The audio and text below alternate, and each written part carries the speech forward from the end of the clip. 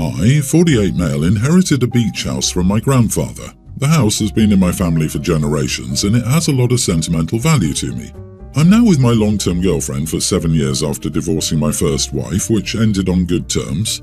Girlfriend's ex-husband had a gambling problem. Any money they had was lost long ago. She has a daughter from a previous marriage, Cara, and I have a daughter, Emmy, from my marriage as well. Our daughters are each nearly adult, with mine being basically 3 months younger. Cara has been in my life for 7 years and we have a good relationship. However, she has an active father, so I didn't fill that role. I was in her life 50% of the time, so I have no doubt I played a large role in her life, but I wouldn't say father, but others do say a non-legal stepfather. I have my daughter, Emmy, half-time, aside from summers when I had her more due to my and my ex's lifestyle. With that said, my ex and I have a good relationship, as does our daughter with all of us. Cara and Emmy have gotten along and they are friendly. They've made plans independent of myself and my girlfriend, but they don't consider themselves sisters or best friends. Now to the issue. Cara will be going to school near the beach house and has asked if she can live in it to save money, which will be significant. Emmy approached me and said she wanted to live there after the summer but wanted to live alone while also in school. The home is more than big enough for two, but she pointed out that they have very different lifestyles and would be far more comfortable alone or with a friend if I insisted she lives with someone. It was a frank conversation and she brought up the fact that the home would be hers one day, so it made sense, and she was right. The home will be hers by law in a few years as I will pass it to her. My girlfriend and Cara are very upset, calling it favoritism and pointing out that she'll already be set for life between having a free ride to school via scholarships and housing, while Cara will be using loans and may have to take a gap year or attend another school altogether. So they're asking me to reconsider, and I think I've damaged my relationship. Am I the idiot for this decision?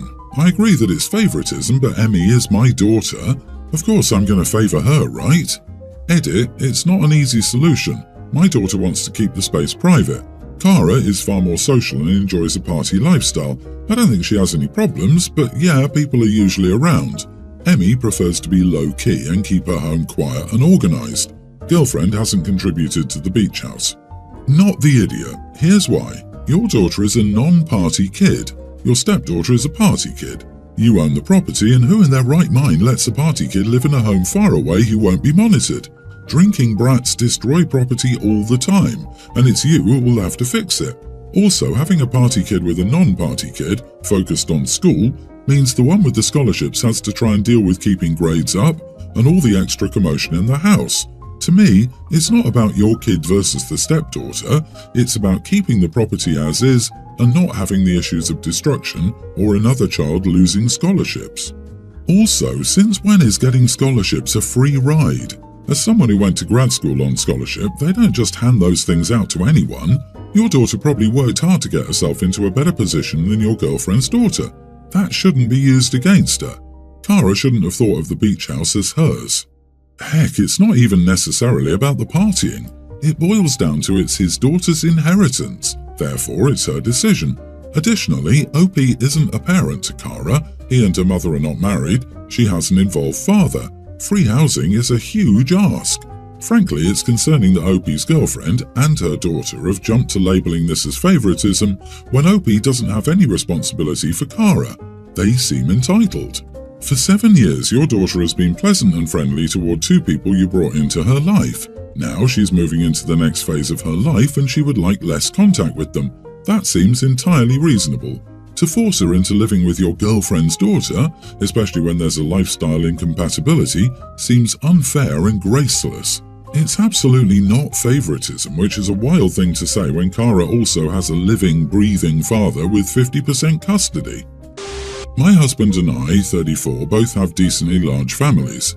On occasion, I'll host family get-togethers for everyone to catch up on things, drink, or just hang out. I'm in charge of cooking dinner for everyone, and sometimes my close family will help with the cooking. There are 2 different times at a get-together when I didn't recognize someone there, and my husband wouldn't either. Even my mom or aunt didn't know who they were. Finally, I found out it was just a distant cousin of mine, so seeing people I don't recognize or know who they are is a reoccurring thing I just had to get used to with 2 of our families this big. I hosted a get-together last night, and it was smaller than some of the ones I've been to or hosted in the past. But I did see a woman I didn't recognize. I didn't mind it, but I asked my husband who the woman was and he told me she was a friend of his uncle. So I finished cooking with my aunt and everyone comes in to set up their plates. The family friend approached me and asked if I had made anything without gluten. I apologized and told her no, I didn't.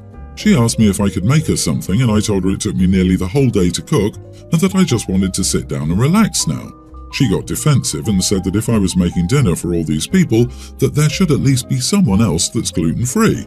I told her that there is no one I know in my family with gluten intolerance, and if I knew she would be here, I would have made something for her. She yelled at me, saying that I ruined this for her, which I was confused about. Ruined what? And that she would never come back here. My husband's uncle came in and told me that I should just make her something to eat and to just get it over with, and I told him no, she could eat whenever she has an opportunity to. I don't want to make her sick and that I'm tired and finished cooking for the night. So they both ended up leaving and I was talking to my husband about it and he got mad at me, saying that I pretty much ruined the dinner for them and that I should have just made her something to eat and that his uncle will probably not come by here again. Am I the idiot? Not the idiot. If your husband's uncle knew he was bringing a friend with a gluten intolerance, it was the uncle's job to communicate that, not to treat you like the magical food fairy who could whip up something gluten-free at a moment's notice. Boo on your husband for not having your back. This, exactly. The audacity. Reading this just made me angry for OP. Everyone coming up telling you to cook for her should have done it then, since it was such a minuscule task to them, and I'm sure there had to have been some things she could have found to eat that were already made that didn't have gluten. The entitlement is sickening. Also, have these people never heard that no one sits down to eat until the cook has sat down? Unreal. Mom, I doubt you're a mind reader. How were you supposed to know a stranger in your home, a person you didn't even know would be in attendance, would have a food intolerance issue? Time to shut down these big family gatherings. Send out invitations, explain the issue with food sensitivity, and now all guests must RSVP before an event. You may only attend the gathering if you respond to the invite. One bad apple spoils the bunch, and now everyone has to adjust. I have 5 kids. My 4th child, Jack, fake name, recently became a mid-teen. After my oldest 3 got their driver's licenses, I picked out a car with them. The cars had to be used but in good condition, and they cost around $10,000 each, with my oldest son's a bit less and my daughter's a bit more, inflation. My parents have always preferred Jack over the other kids. We've had several fights about this over the years, and it's really strained my relationship with my parents. For my older children's birthdays, they gave the kids cards with a few $100s in them, which is a pretty standard grandparent gift, and I never said a word about it. For Jack's birthday, they gave him a check for $5,000. While I didn't say anything at the party, I was surprised and annoyed. When I talked to them afterward about the disparity, they said that they just sold some land and had liquid cash. We fought and they called me an entitled brat. Nothing new under the sun. When we were getting ready to look at cars, I told Jack to bring his check from his grandparents. He asked why, and I said that I would pay for half the car and his grandparents were paying for the other half. Jack was upset because he thought the $5,000 was just for him and that I paid for cars for all his older siblings in their entirety, so I was treating him unfairly. I pointed out that they didn't get $5,000 from their grandparents, so it evens out. He said, 2 wrongs don't make a right. I won't transcribe the entire argument, but he was extremely upset and said I ruined his birthday, and now he isn't even sure if he wants a car, to which I said that's fine, and if he changes his mind, he can let me know. He also called my parents, who rang me and called me an idiot for trying to steal their gift. We had a pretty intense fight where I said some things one probably shouldn't say to one's parents. They said depriving one's son to try and keep everything even between all kids is cruel and neurotic. They asked if I would take money from their college funds if they got scholarships. I said that wasn't remotely the same and they called me a hypocrite. I know my parents don't like how much the other kids look like my wife, but when Jack was born he looked just like me except for his eyes. He's paler and taller than my wife and has my features. He just has her eyes. So he became their favourite. So your idiot parents favour the whitest child and you've been allowing these awful people near your wife and kids for 20 years? Cutting them off is long overdue, and you are the idiot for not doing it sooner. However, it would help if you had an honest talk with your son about favouritism and how he's simply encouraging hate towards his mother and siblings by accepting the money. You need to apologise to all your kids for what you've put them through by maintaining your parents in their lives. Exactly. If you cannot get your parents to treat all your children fairly, limit their contact as much as possible and open a savings account for Jack with that money. If you don't treat Jack the same as you treat his siblings, you are doing the same thing as your parents, only worse because you're supposed to be his main trusted person. Be a better parent. Everyone's the idiot here. He's right that a present from someone else shouldn't change your commitment. You're going to give him less than you had to his siblings. The gift is from you, not your parents. His grandparents suck for this reason. They created this situation with an extravagant gift they didn't give to the other children. Your son isn't much at fault here, though I hope he realizes how messed up the situation is by his age. If he wanted to go above and beyond, he would willingly offer his $5,000, but that's up to him. Update. Thanks for the feedback, everyone. I was trying to make things easier for myself and that was wrong. I talked to Jack about why it was wrong for his grandparents to give him that check and why it was wrong for him to accept it. So we voided it and sent it back, and I gave him $300. I'll pay for the car in its entirety.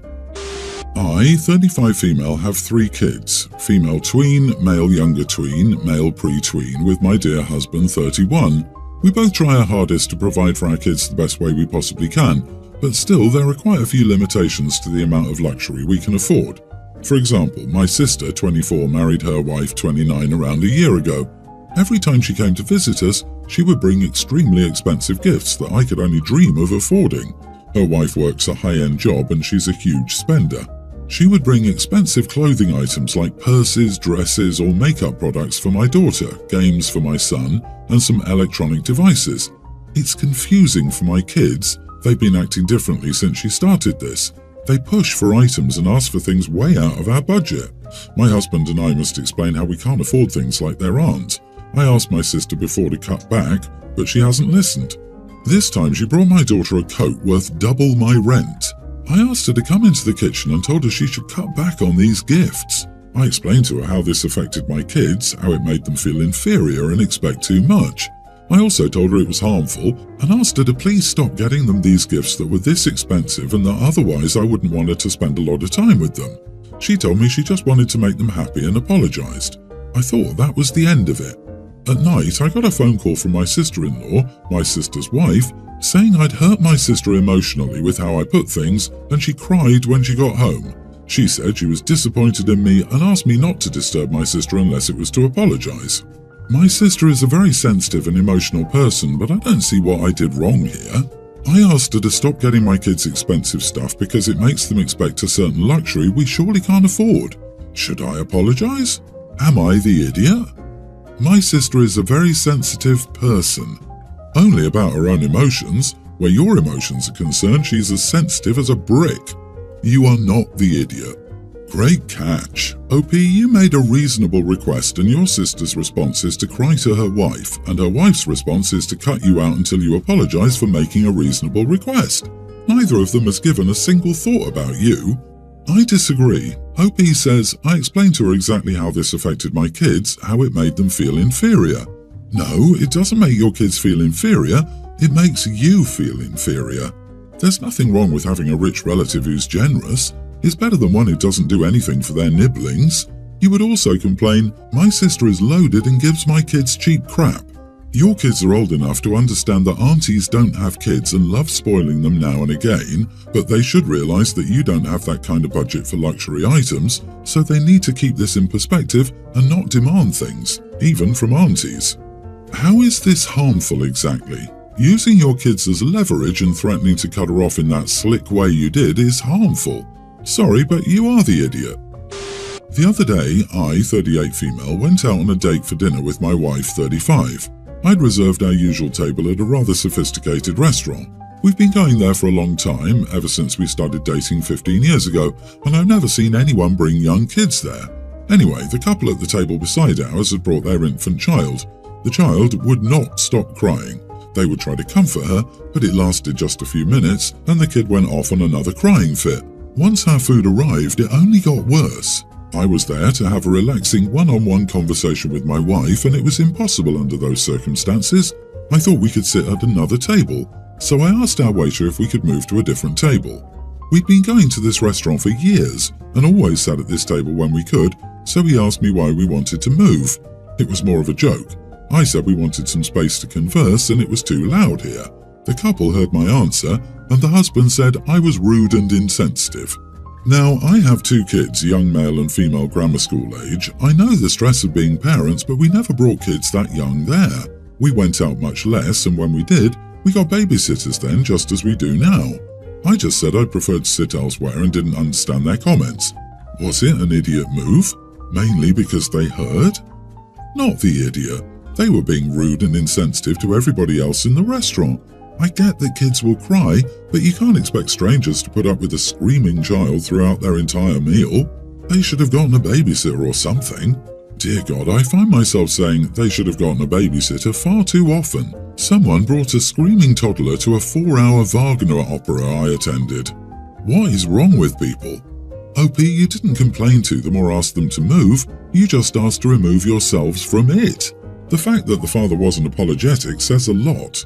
Give it a few years and that kid will be the one running through the aisles and tripping waiters or watching videos at deafening levels on an iPad. It's crazy that other parents expect folks to put up with their kids' nonsense.